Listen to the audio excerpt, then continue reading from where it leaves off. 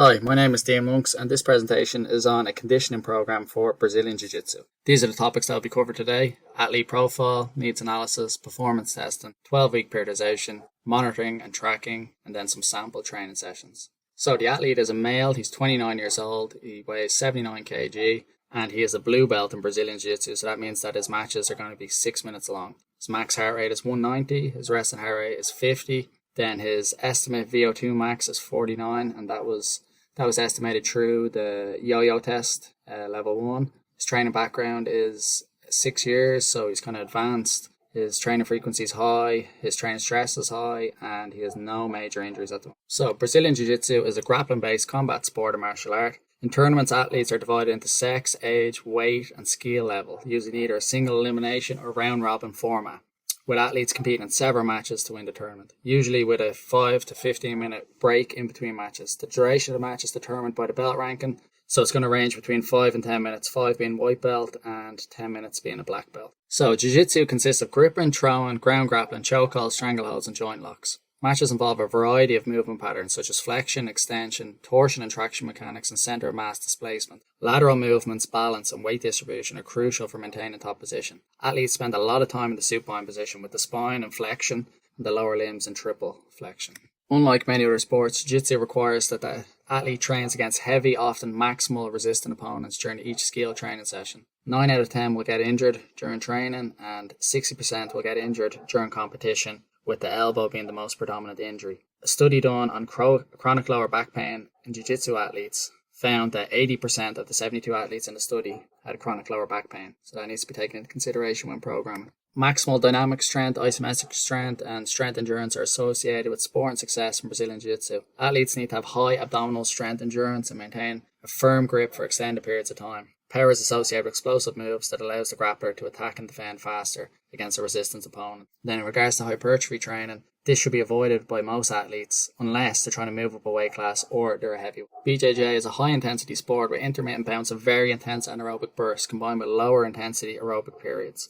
Athletes have a VO2 max value between 42 and 52, which is lower than other grappling sports such as judo and wrestling. There appears to be a limit to developing VO2 max while in the supine position in intermittent grappling sports. High aerobic power and aerobic capacity allows for sustained high-intensity efforts throughout a match and faster recovery between matches, which is crucial in a tournament setting. Anaerobic power and anaerobic capacity are vital for BJJ athletes to sustain the high-intensity efforts that could be the difference between winning and losing. Blood lactate concentration levels after sparring and competition range between 9 millimole and 14.2 millimole, which shows a moderate to high reliance on the glycolytic pathway. Work rest ratios range between 6 to 1 and 13 to 1, with 85 to 290 seconds of work and 5 to 45 seconds of rest. Shorter matches involve higher intensity, more anaerobic fights, and longer matches are more aerobic. This is also due to the longer matches being more towards kind of brown and black belt level, so they're more efficient with their energy as well. So for the performance testing, all these tests were chosen because they're valid and they're reliable, and they've also been used throughout the literature for measuring kind of the attributes of jiu-jitsu athletes. So I'm going to run through them pretty quickly, and we're going to have a look at the performance standards on the right as well briefly. So what we went for a max bench press, 1 rep max bench press and back squat, and that was to determine max strength for upper and lower limbs. Then we done a CMJ, and that was for lower limb power. Then we done a kimono max chin up, so that's very sport specific for jiu-jitsu or judo, and that was to test grip strength endurance. Then we done a sit and reach test for flexibility, and that's also very jiu-jitsu specific. Then we done a body comp, so that was for weight and body fat levels. And if you look over at the right, you'll see all the performance standards from the current literature, which is great to have because you're able to compare your athlete's results to the current standards, so you can see where your athlete is and what areas he would need to improve in then to get him into an elite level or close to elite if possible. So these were the condition tests used. So we went with the yo-yo intermittent recovery test level 1, and that was to test maximal aerobic power and capacity, and it was also used to kind of get max heart rate of the athlete and to estimate their VO2 max. So the great thing about the yo-yo is that it's kind of like a cheap and kind of inexpensive test, especially if you don't have access to a lab. Like another kind of alternative would be the graded incremental test on the treadmill, which is brilliant. But if you don't have access to that, this is one of the next best things. And then if we look at the running based anaerobic sprint test, this is kind of this like a substitute for a wind gate test. So if you don't have access to a bike, this is a great replacement. And it's to test maximal anaerobic power and capacity. And it measures peak power, average power, minimum power, and fatigue index. So then we also measured rest and heart rate, and that was using a polar strap. So the athlete basically lied supine first thing in the morning and didn't move for maybe 5-10 minutes, and we got a rest and heart rate for them. And you can also see the performance standards here on the right. So you can see the VO2 max and the kind of average heart rate during a match, blood lactate, and the different efforts, and then the rest and heart rate. So it's just great again to have that sort of standardized sort of testing that you can kind of compare your athlete to the other athletes out there and see where they're lacking. This is the 12-week periodization, so you can kind of see we're going for the 4 weeks general preparation, going into a 4-week specific preparation, then into pre-competition for 3 weeks, and then a 1-week taper. And then obviously there's a deload every kind of 4 weeks between the first two phases. So if you look down at the training priorities for general preparation, we're going to be focusing on low intensity training and strength endurance training, and it's going to be low intensity, high volume. The training adaptations are aerobic base endurance and strength endurance, and the main system being kind of used is going to be the oxidative system. And then we're going to move into the specific preparation phase, and we're going to be focusing on HIIT, long intervals, so 6 to 8 minutes, kind of trying to replicate the length of the athlete's matches, which are 6 minutes. And we're doing strength training, and it's going to be moderate to high intensity, moderate to high volume.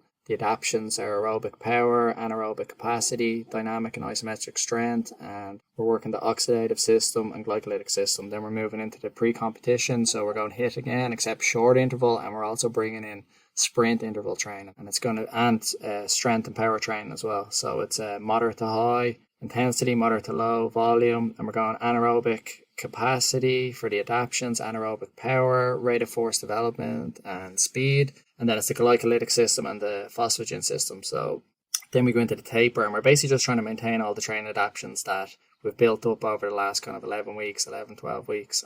We're going to reduce the volume by about 50%. So the idea overall is kind of using a logical sequence, each training block, and each kind of phase is designed to potentiate the next one. And if you can kind of see from the adaptations, we're going from kind of central over to peripheral, and obviously there's a crossover and whatnot as the plan kind of progresses. To determine training intensities, I used the Carvonen formula. So I worked out the heart rate intensities for each zone, and that was done using the max heart rate and resting heart rate. So if we look down at the sample training schedule, we can kind of see how we're monitoring and tracking each session and the kind of weekly kind of training load. So if you look at the intensity, we kind of have we're using kind of loads based off 1 rep max, and then we're using percentages of max heart rate. Then for duration, we're going to be tracking the duration of each session, then planned RPE, and then actual RPE. So that's sort of incorporating some sort of auto-regulation based off how the athlete kind of feels on the day and how they're performing on the day as well. Maybe the planned session isn't appropriate for the athlete that has kind of shown up for the session today. And then we also have the wellness score and training readiness score. So we have basically internal and kind of external monitoring, and objective and subjective. So this sample session is from the general preparation phase, and the focus is low intensity training. So we used an assault bike and done a 10-minute warm up at zone 1. So that's 56% of max heart rate. And then we went into the main training. So we're going for zone 2, 60 to 70% of max heart rate. And there's the heart rate ranges there, and it's for 45 minutes with a 5-minute cool. So basically the goal of this session is to build the aerobic capacity. We're just trying to build the aerobic capacity for the first 4 weeks until we move into more high intensity stuff.